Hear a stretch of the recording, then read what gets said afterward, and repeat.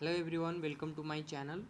तो अगर आप टिकटॉक खोलने की कोशिश करोगे तो आपके पास एक ऐसा आएगा, no network connection, no internet connection, connect to the internet and try again. Because सरकार ने, गवर्नमेंट ने सर्वर इसका बैन कर दिया।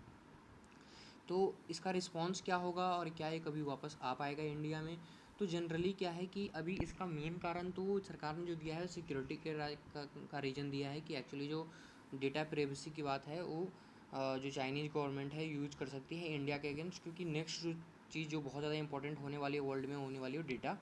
डेटा का इंपॉर्टेंस बहुत ज़्यादा होने वाला है और बंदूकों से लड़ाई नहीं होगी, डेटा से ही ज़्यादा सारी चीज़ें होंगी। ठीक है, तो गवर्नमेंट ने ये रीज़न दिया है, बट एक्चुअली इसका रीज़न ये है कि जो लद्दाख में क्लैश हो रहा है, जो कि हमारे बॉर्डर पे हैं, जो कि वॉर होने की सिचुएशन में है ऐसी, तो उसको दबाव डालने के लिए या सरकार ने उस पर चाइना के गवर्नमेंट पे पॉलिसी लगाई है, टिकटॉक इंडिया को बैन किया। हो सकता है फ्यूचर में जो हार्डवेयर प्रोडक्ट्स है उस पर भी एक्सपोर्ट्स पे कमी लाए, क्योंकि इस प्रकार हम चाइना के गुलाम बनते जा रहे हैं, एटलीस्ट फॉर टेक इंडस्ट्री, क्योंकि हम टेक इंडस्ट्री से काफ़ी ज़्यादा एक्सपोर्ट करते हैं चाइना से।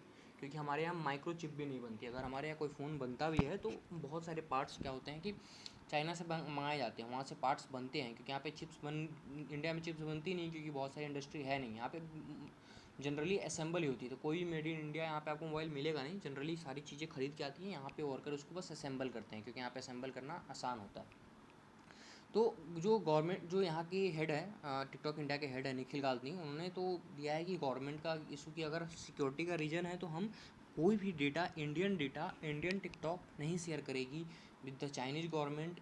हमने जो भी सिक्योरिटी के रीज़न आपने जो दिए हैं उस पर हम बात करना चाहते हैं, तो जो निखिल गांधी हैं वो बात करेंगे कैबिनेट से, आईटी मिनिस्ट्री से, और उसके बाद कुछ हो सकता है मेरे हिसाब से। अगर आप मान के चलो तो ये जो टिकटॉक है बेसिकली, अगर ये जो बॉर्डर क्लैश है, अगर बॉर्डर क्लैश में जो चाइना अपनी एक जो एलएसी है, जो एक दोनों कंट्री के बीच में एलएसी है, और जहाँ तक 4 अप्रैल तक इंडियन गवर्नमेंट जहाँ तक पेट्रोलिंग करती थी, अगर चाइनीज गवर्नमेंट वहाँ तक मान जाती है, जो कि जनरली मुझे लगता है आप मान जाएगी, क्योंकि इतना बैन करना ही कोई छोटा मोटा डिसीजन था नहीं।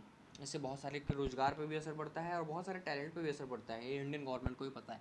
तो ये सिर्फ दबाव डालने के लिए है। मोस्ट प्रोबेबली टिकटॉक वापस आ जाएगा अगर चाइनीज़ गवर्नमेंट जो भी इंट्रूजन है वहाँ पे बंद करती है, और बॉर्डर पे सारी चीज़ें जो एलएसी बनी हुई है, जहाँ तक इंडियन आर्मी पहले पेट्रोलिंग करती थी, वहाँ तक अगर पेट्रोलिंग करने की जो भी मामला सॉर्ट आउट हो जाता है, तो मोस्ट प्रोबेबली चाइनीज ऐप में जो भी 59 बैन्स हुए हैं वो आ जाएंगे। बट इसका कुछ तो इम्पैक्ट होगा ही। इंडिया में नेशनलिज्म बहुत पीक पे है अभी, अगर आप देखोगे तो अभी नेशनलिज्म इंडिया में सबसे ज़्यादा, अगर कोई चीज़ पे पूरे भारत में इकट्ठा होता है तो ये दो ही चीज़ पे होती हैं, या तो नेशनलिज्म या तो क्रिकेट।